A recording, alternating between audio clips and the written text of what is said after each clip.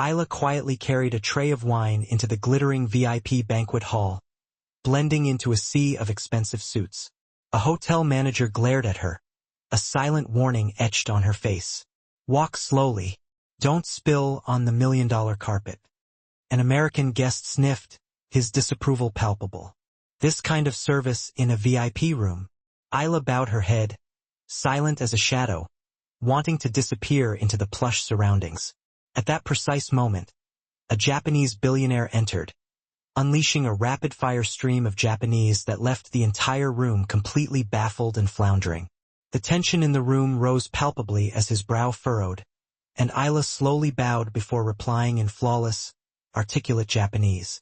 Her heart had been heavy that morning, even heavier than the tray laden with wine glasses she carried now. She'd woken up to a text message from her mom, short, curt, and cold. Your father's disappointed you're still doing this. No, good morning. No, how are you? Just that.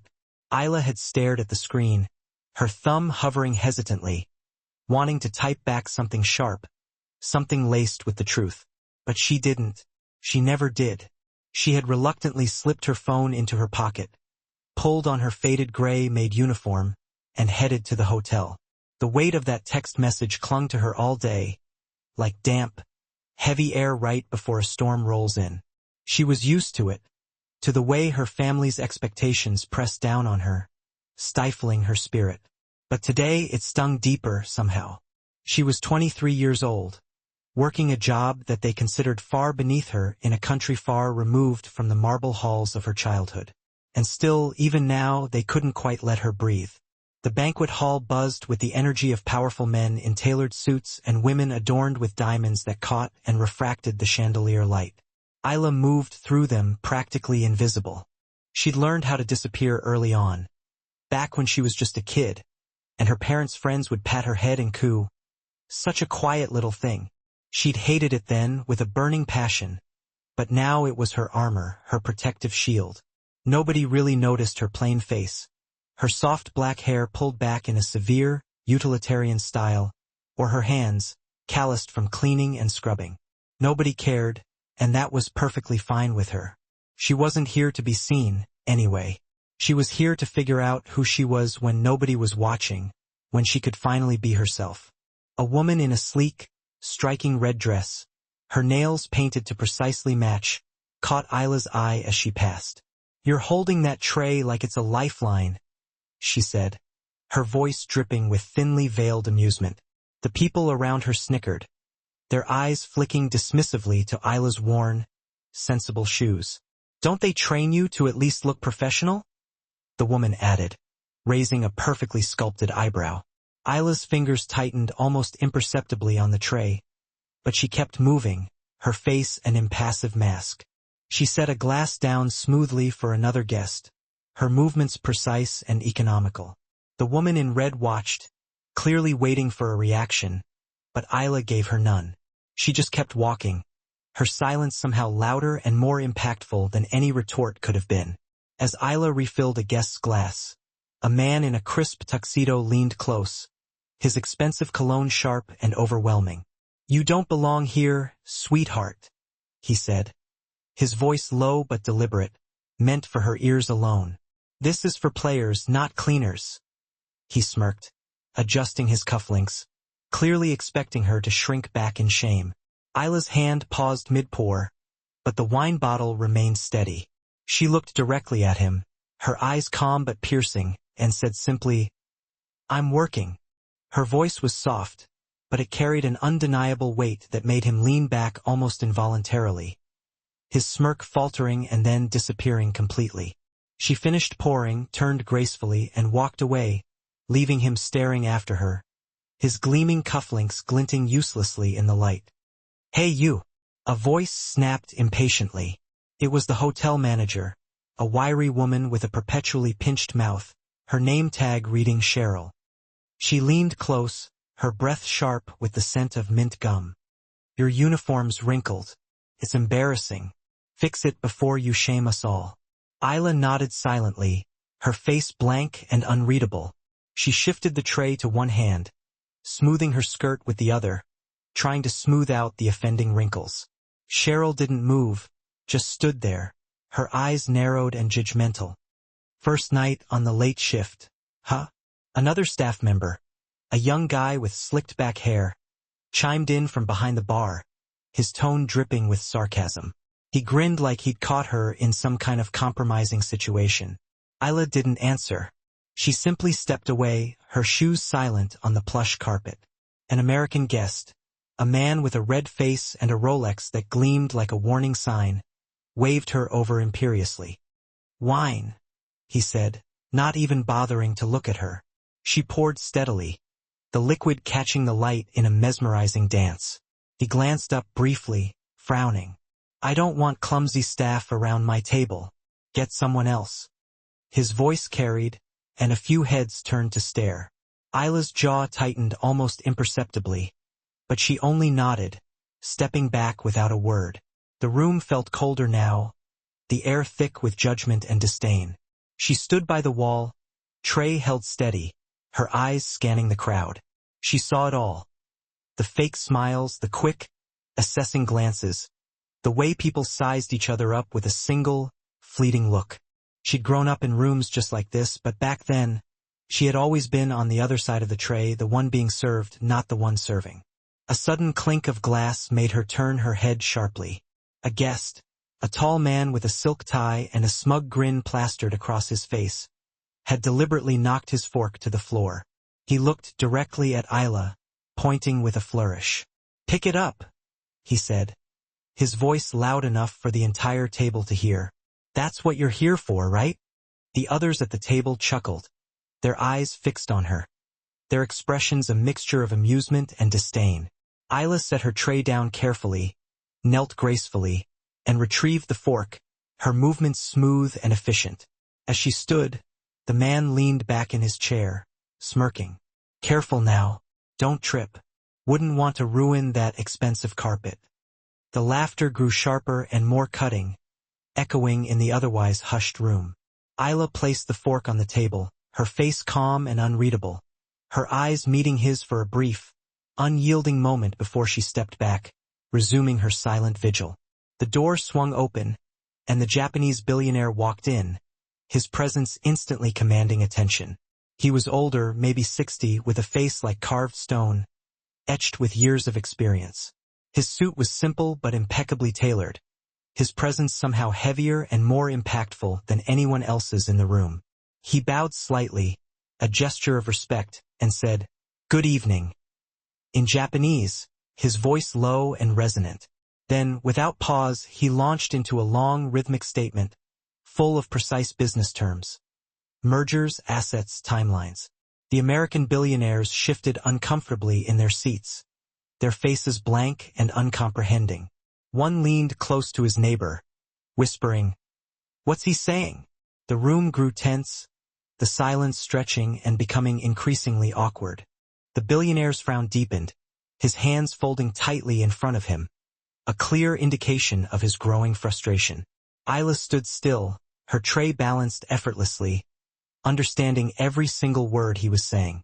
She'd spent years in Tokyo, studying diligently, listening intently, learning the language until it felt like her own. She heard the billionaire's frustration, the subtle way his tone shifted from formal to pointed. Nobody else seemed to catch it. They just stared, completely lost and out of their depth. The hotel manager, Cheryl, waved her off dismissively. "Don't interfere," she hissed. "You're just the maid." Isla's eyes flicked briefly to her, then back to the billionaire. Her fingers tightened almost imperceptibly on the tray. A server nearby, the same guy from the bar, leaned over, his voice dripping with condescension.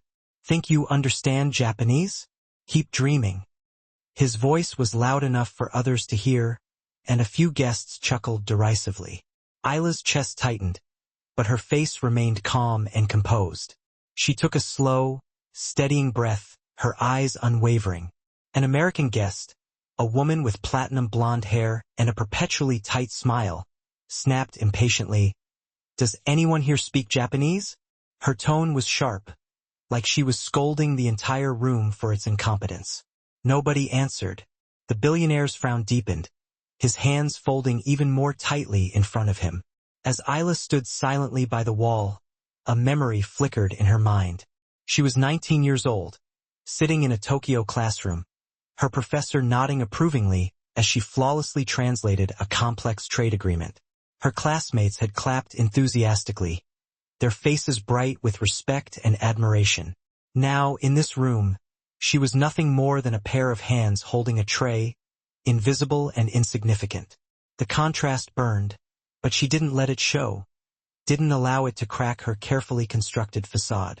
She simply adjusted her grip on the tray, her knuckles pale. The billionaire's voice grew sharper, his words now focusing on the critical importance of trust and commitment. She caught every nuance, her mind racing to keep up with his rapid-fire delivery.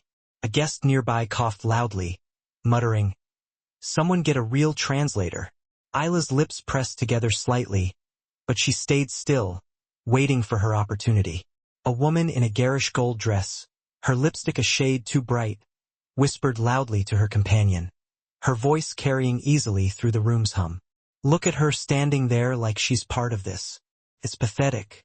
The words, deliberately cruel, sliced through the air.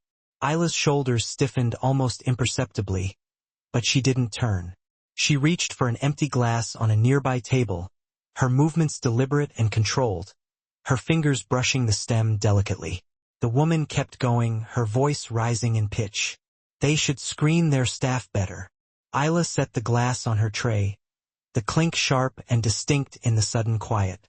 She glanced at the woman, her gaze steady and unwavering, and the woman's words faltered, dying on her lips. Her lipstick suddenly seemed garish and out of place under the harsh lights. Isla stepped forward, her decision made. She set her tray down on a side table, the glasses clinking softly. She bowed deep and formal, the way she'd learned in Tokyo, a gesture of respect and deference. Then she spoke, her voice clear and steady, her Japanese flawless. She repeated the billionaire's words, translating them into precise, professional English. "Mr. Takahashi is proposing a joint venture with your firms, focusing on sustainable energy. He's asking for a commitment to reduce emissions by 30% within 5 years. The room went completely silent. The tray didn't tremble, not even a little. The billionaire paused, his eyes widening in surprise and then something akin to admiration. Then, for the first time that evening, he smiled. The atmosphere in the room shifted palpably, like a storm suddenly breaking and clearing the air. The American guests stared, their mouths hanging half open in astonishment. Cheryl, the manager, stammered, You really speak Japanese?" Her voice was high-pitched and almost accusing. Isla didn't answer, just kept translating as the billionaire spoke again, her words matching his rhythm and intonation perfectly. An American guest, the one with the Rolex, muttered under his breath, "No way, that language is insanely hard." His voice was low, but it carried clearly through the room. The server from the bar forced a nervous laugh. She probably just memorized a few lines. Isla's eyes didn't flicker, didn't even betray a hint of emotion. She kept going, her voice calm and measured, using sophisticated negotiation-level phrasing that effectively silenced the room. A woman at the table, her earrings glinting like tiny chandeliers, leaned forward, her tone sharp with disbelief. "Where did you even learn that?" she asked. "You don't look like you've been anywhere near Japan." The words landed like a slap in the face, and the room held its breath, waiting to see how Isla would react. Isla paused for a brief moment, her hands folding gracefully in front of her. She tilted her head slightly, her gaze steady and direct.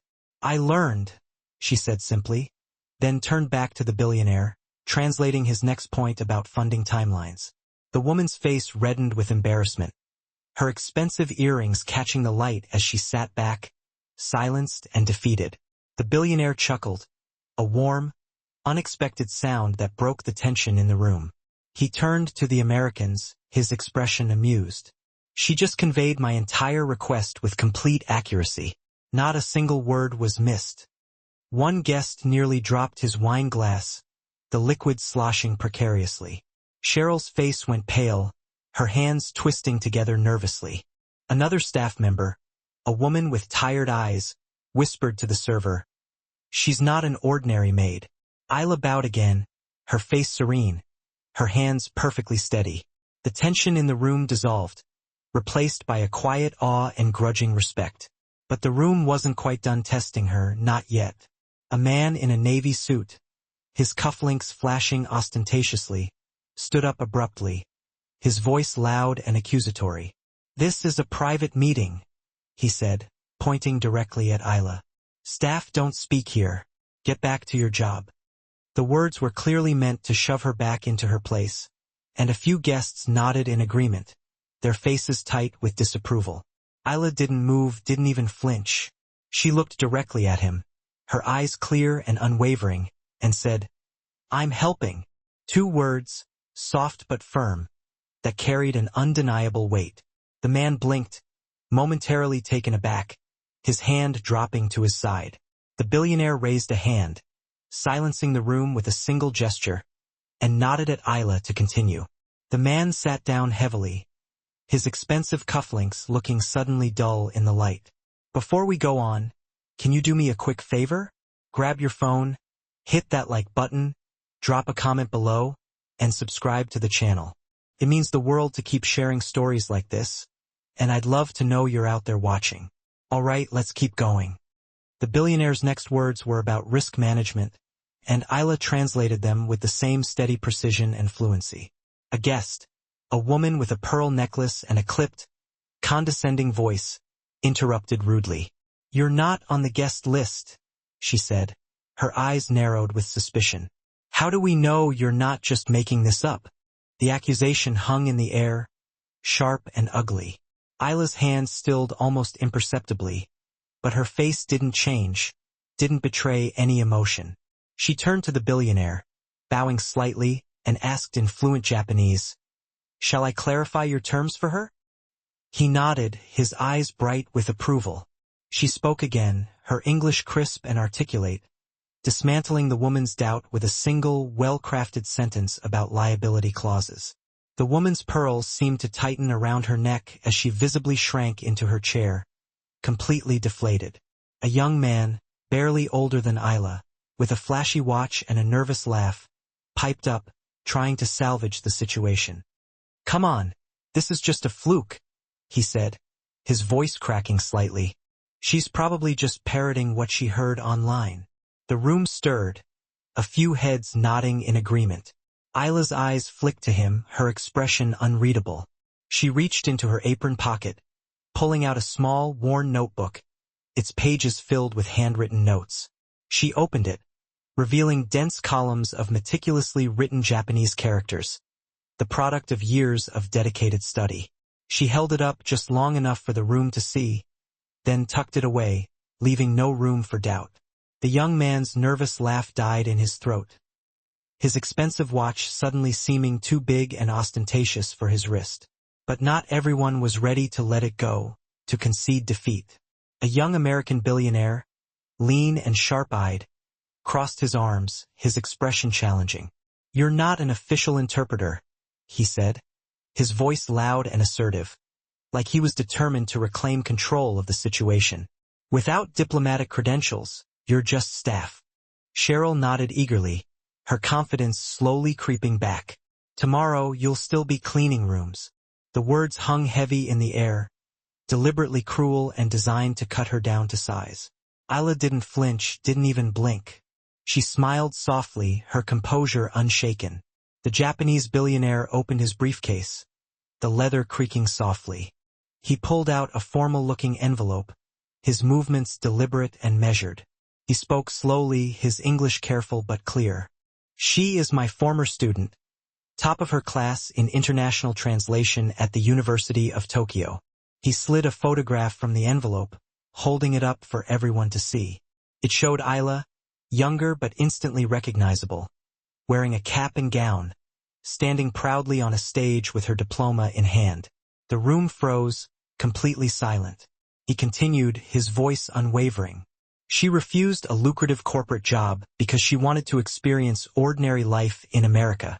The young billionaire's arms dropped to his sides, his defiance gone. Cheryl's mouth opened in astonishment, then closed again, snapping shut like a trap. Every trace of contempt and disdain vanished from her face, replaced by a stunned silence.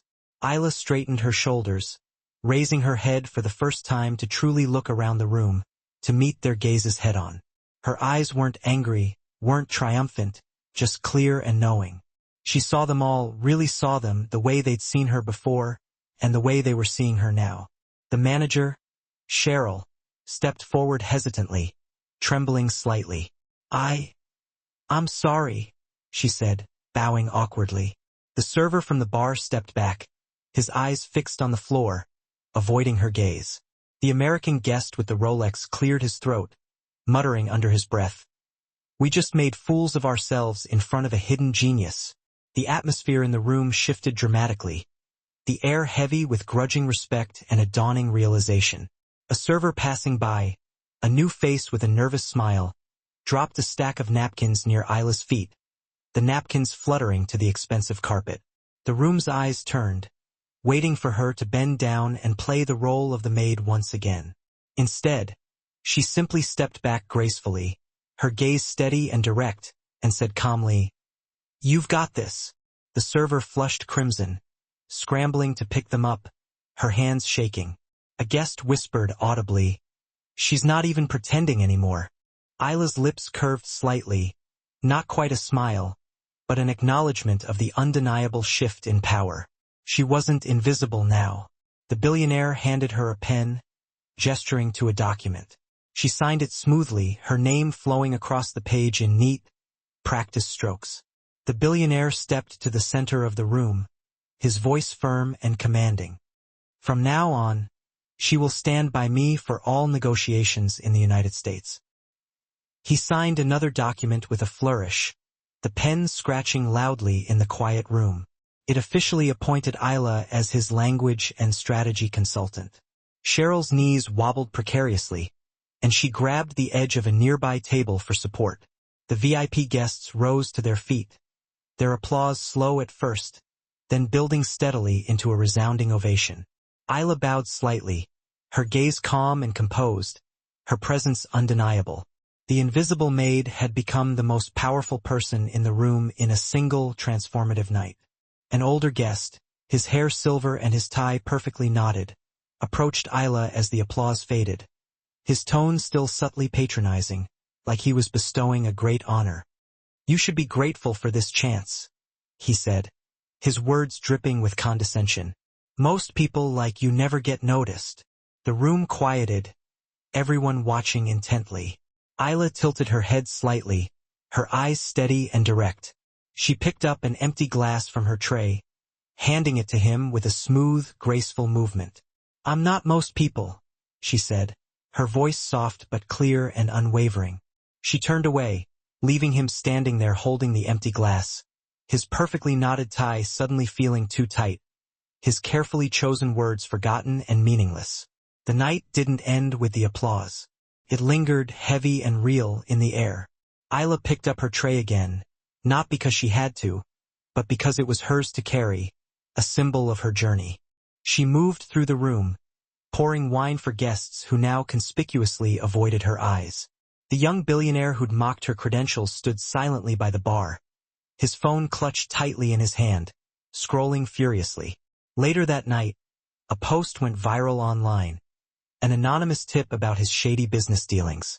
By morning, his firm stock had taken a significant dip, and his name was trending for all the wrong reasons. Cheryl, the manager, didn't fare much better. The hotel's owner, a close friend of the Japanese billionaire, received a call about her unprofessional behavior.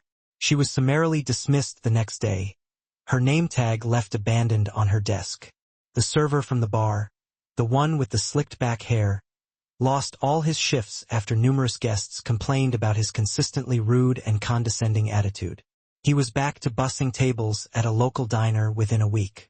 Nobody explicitly said Isla's name, but they all knew, understood the underlying connection.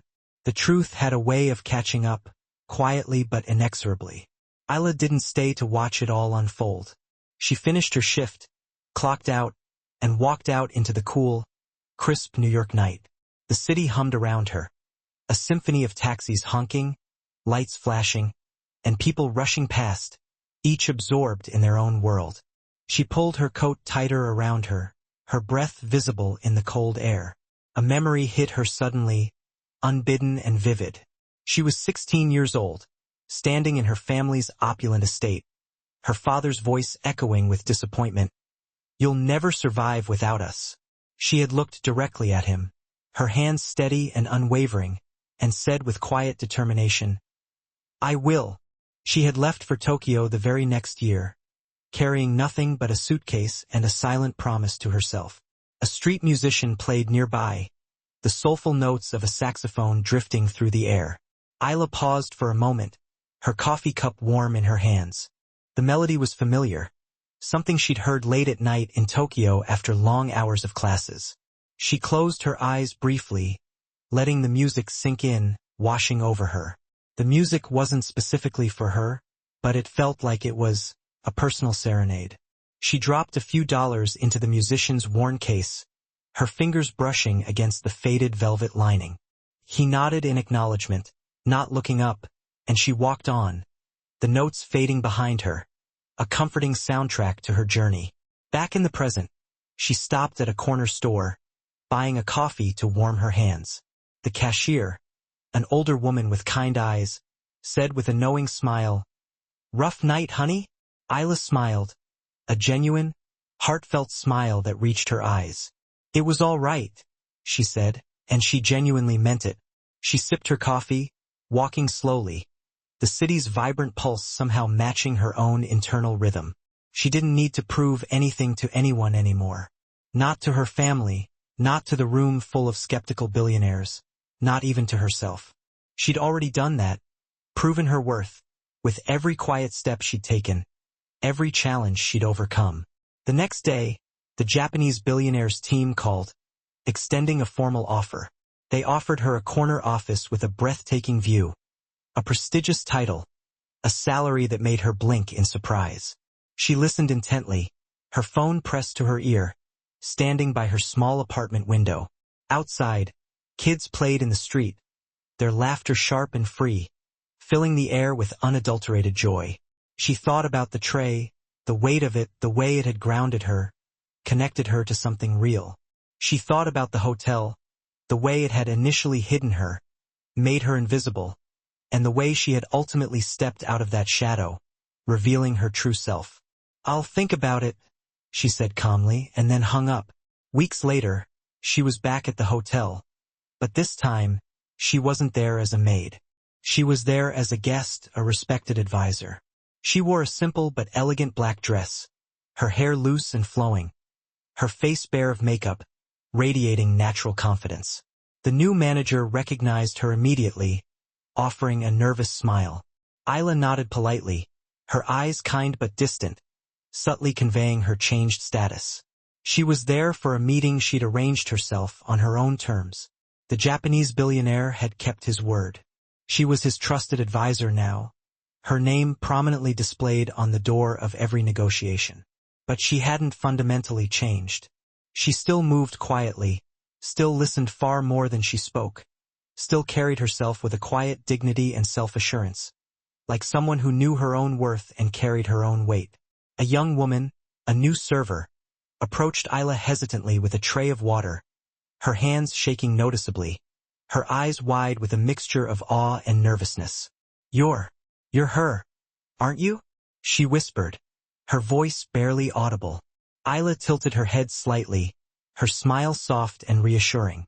"Just here for the meeting," she said gently, taking a glass of water. The server lingered for a moment, then blurted out impulsively, "You give me hope."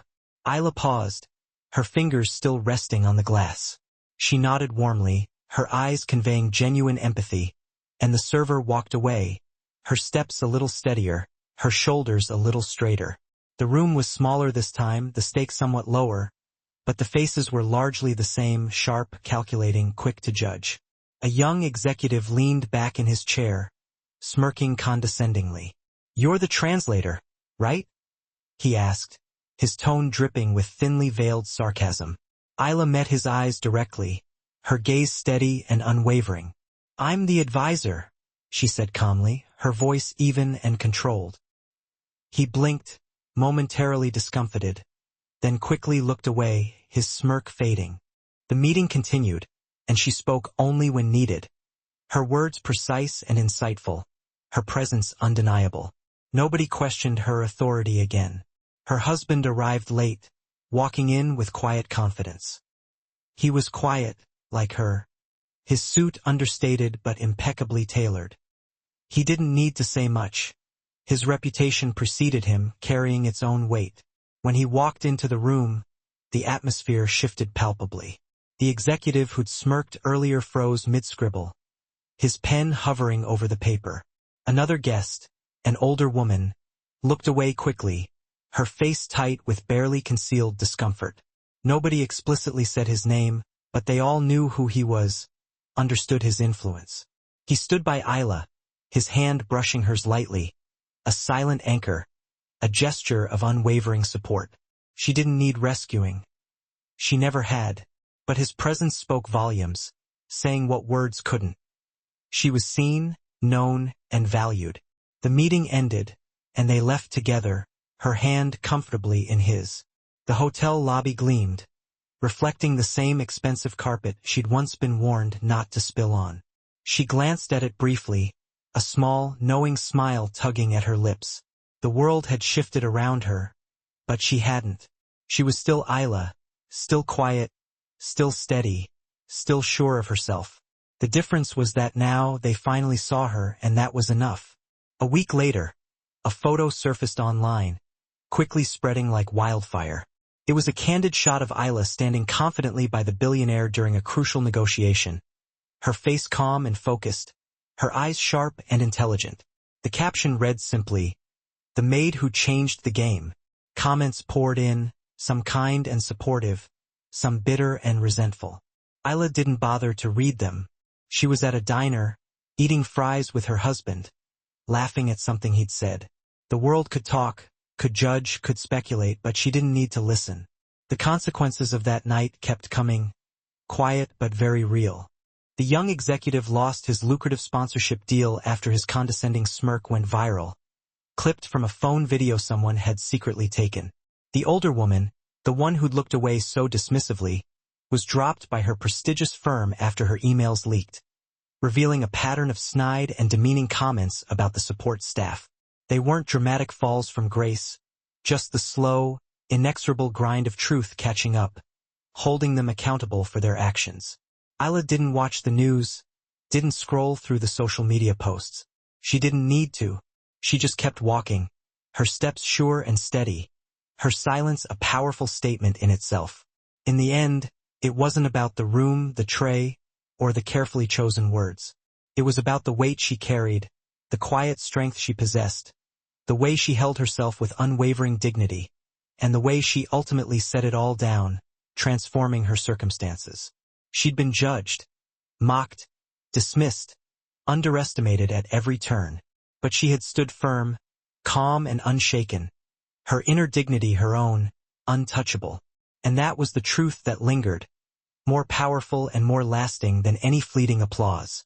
You know what it's like to be unseen, to carry a weight that nobody else can measure, to feel the sting of injustice.